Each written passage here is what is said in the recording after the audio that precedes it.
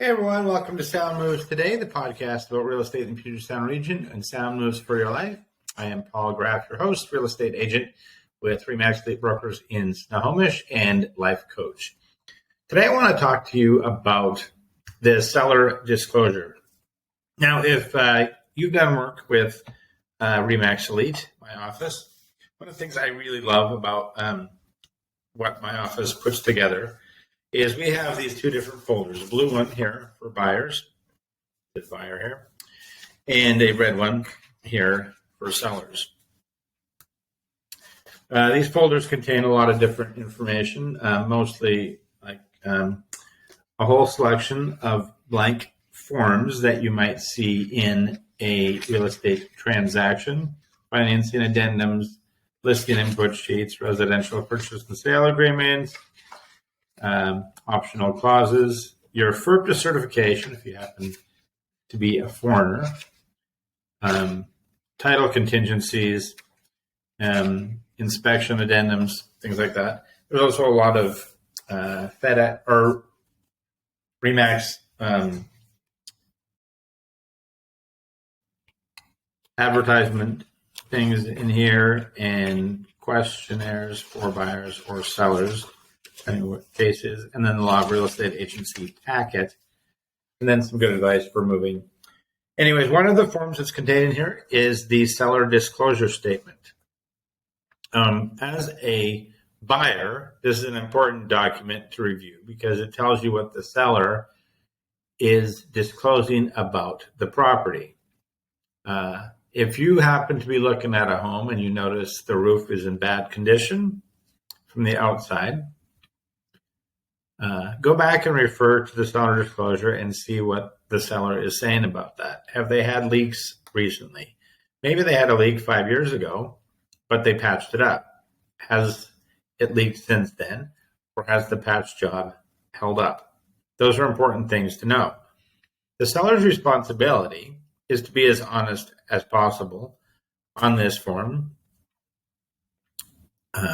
and to really think hard about the time since they've been in the property. If you've been in the property, like I've been in my house for 17 years, there's a lot of things I might forget that were issues at some point.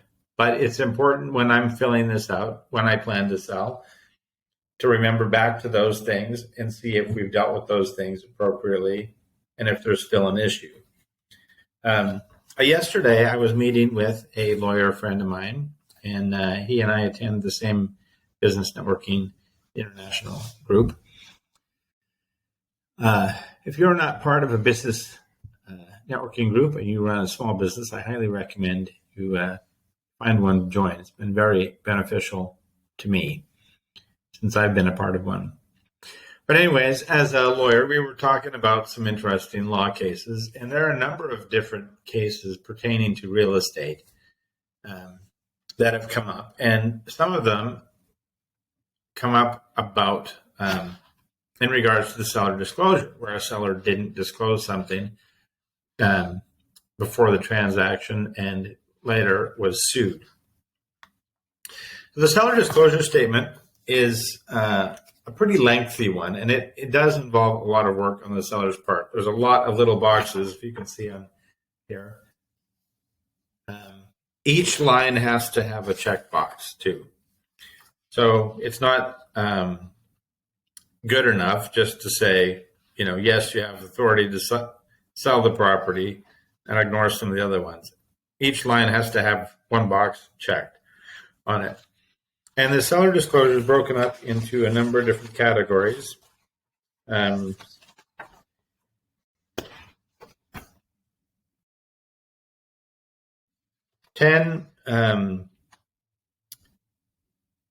categories on the bulk of it, and then there's notices and acknowledgments on the last page. So the first category happens to be title. Do you have legal title or legal authority to sell the property? Believe it or not, there are some people who sell properties without having legal authority. And then is title to the property subject to any of the following: first right of refusal, option, lease or rental agreement, or life estate. Are there any encroachments, boundary agreements, or boundary disputes? I had a transaction a few years ago where there were two structures on the property which were very close to a boundary line. And upon further investigation, we found out that they were actually over the boundary line. So what happened in that case is the only solution we would have had is to remove or move those two structures from where they were to a place further from the boundary line. But those things do happen. And then is there an easement? Sometimes you'll need, like, even to access a property. I had to deal out actually back in September where there was an issue with a landlocked property, and the only access to it would have been through a property that my client was looking to purchase. Unfortunately, that easement would have gone right through the area where my client was wanting to build. So we had to wait until that property to the south of us sold, which sold to a neighbor who bordered that property anyways, so that we could actually do it. If it had sold to somebody else and they would have needed an easement through the property we were looking at, my client would have had to find something else to purchase. And then you look into things like surveys and feasibility studies, things like that might come up, or assessments. That's particularly big when you're in a condominium complex or some kind of communal housing area. There might be assessments on a property, place where you're paying HOA dues, covenants, conditions, restrictions against the property, zoning violations too. That can be a big one. Then you move into water.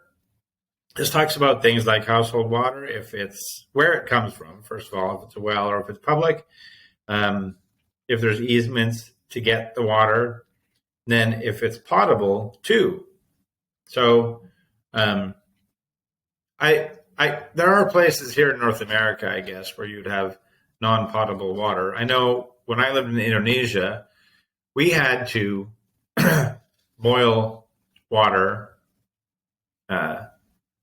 all the time for our usage because of different bugs in the water. So there are still places around here where that could be a case. It also talks about water rights. If you have water treatment systems, which is pretty common if you have a well, and then irrigation or outdoor sprinkler system kind of stuff. Then it moves into sewer, on-site sewage system.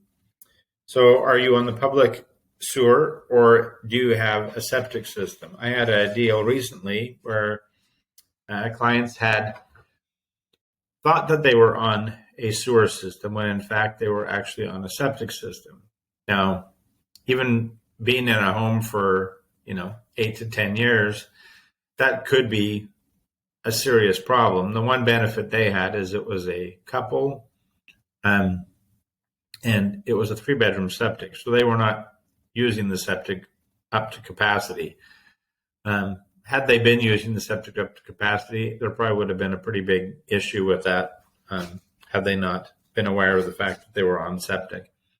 That was an interesting deal because when they purchased that property, it was listed as sewer, but it was bank-owned property, and that was not researched sufficiently before my clients purchased that. So, and then it also talks about plumbing fixtures, drains, whether or not there's been any repairs to the septic or sewer system. Then after that section, you move on to structural, talking about the roof. So has the roof leaked within the last 5 years, basement flooded or leaked? Have there been any conversions or additions or remodeling? And then it talks about defects with the following, and lists a whole bunch of different things about wood stoves and garage floors and outbuildings and hot tubs, things like that. And then also brings up the issue of installation in the basement or attic and whether or not you have wood destroying organisms. So if you have carpenter ants or termites, things like that, those are things to bring up in here, even if it's been a one-off issue, right? And what you've done about it. Systems and fixtures, this will talk you through electrical, plumbing systems, hot water tanks, garbage disposal, security systems, satellite dishes, and then wood burning appliances, so pellet stoves, a fireplace, wood stove or fireplace insert. There's also going to be homeowners association interest. So if this property happens to be in a homeowners association, that's something you're going to have to pay attention to. What are the assessments? You're also going to have that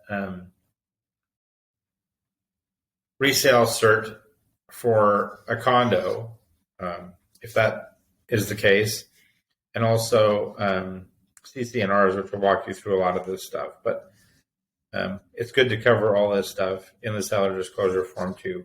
Then you talk about environmental. Has there been any issues with flooding, or if there's any fill dirt, waste, or other fill material damage to the property from fire, winds, floods, beach movements, earthquake, or landslides. These are big issues today, and it's important to pay attention to that kind of stuff. Shorelines, wetlands, floodplains, critical areas on the property. A lot of this stuff will be researched through the county, but it's still important to cover that and bring it up in this form. And then whether or not the property has been used for commercial or industrial purposes. Soil or groundwater contamination. I was working, I had a client looking for a space a few months ago, and for his business, actually. But the issue with that property is soil contamination. Mostly under the property itself, it was fine. It was approved by the county. But in the street next to the property, there was potential for contamination.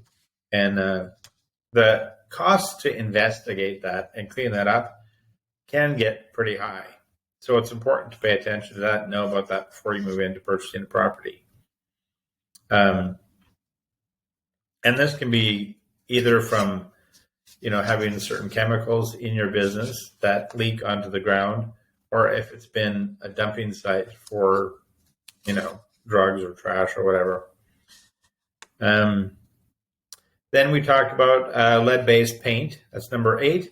So if the house was built before 1978, this could be a problem. Oftentimes now, sellers don't really know anymore. If it's been a long time, the information on that has kind of been lost.